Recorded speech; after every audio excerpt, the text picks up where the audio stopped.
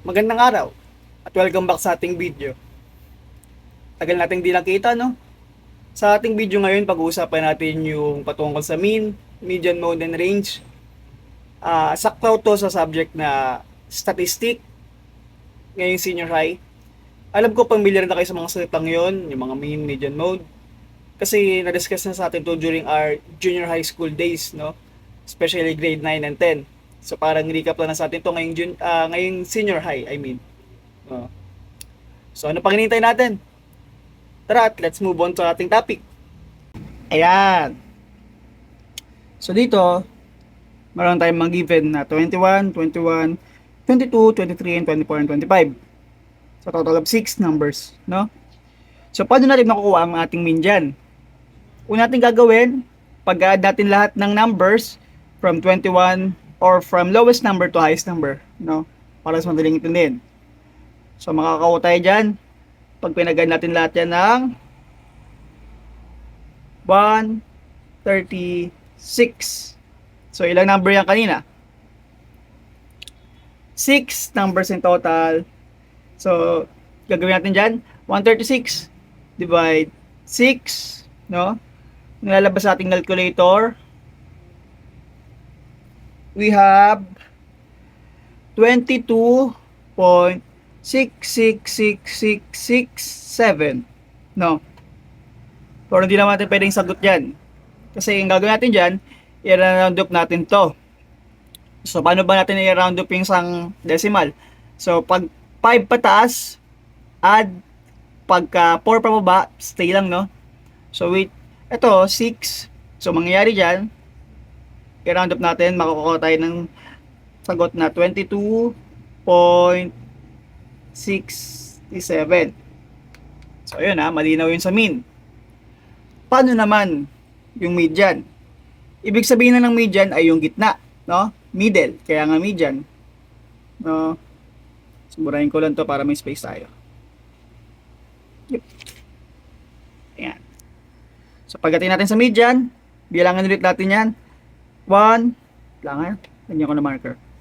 1, 2, 3, 4, 5, 6. So, ma-identify nyo ba ang gitna dyan? Di ba itong dalawa, 22 and 23? Diba? So, kapag ginag-add natin yan, makakuha tayo ng 45. Pero hindi yan yung gitna. Ang gagawin natin dyan, i-divide natin itong 45 sa 2. Ayan. Tinawin ko lang. Lalabas na dyan, 22.5. So, yun ang ating median. 22.5. Next, meron na tayong mean and median. Paano naman yung mode? Ano ibig sabihin ng mode? No? Ang ibig sabihin ng mode ay yung kung ilang beses na ulit yung isang number. Sa ating given ba? No. Dito sa ating given sa itaas, ano yung mga number dyan na naulit? Diba? Kitang-kita naman natin nung 21 magkasama. No? So, ang mode natin dyan, si 21. Sir, paano pag halimbawang naulit din si 22? Halimbawa naulit siya ng 2 beses. So, pwede natin ilagay dito 21 and 22 and so on kung may halimbawa naulit dyan. 4 si 24. Mas marami siya kay 21. So, ilalagay natin dyan si 24. Kasi siya yung ilang beses na ulit eh. No? So, yun. So, move on na tayo dyan. Sir, yung range. Paano nakukuha ang range? Madali lang kunin ang range actually, no? Ang gagawin na natin dyan, pag-subtract natin yung highest, which is yung 25, tapos yung lowest number natin. So, 25 minus 21 is equals to 4. Diba? So, ang range natin is 4. That's it. Nakuha mo na yung mean, median, mode, and range. Sana malinaw tong video na to at sana nakatulong din ako sa inyo para ma-refresh yung mga utak about dito sa ating diniscuss, no? Kung may pa kayong katanungan about dito, kung may gusto pa kayong example, pwede naman kayo manood sa YouTube, no? or search nyo sa Google na maintindihan nyo na yun kung di nyo naintindihan sa akin.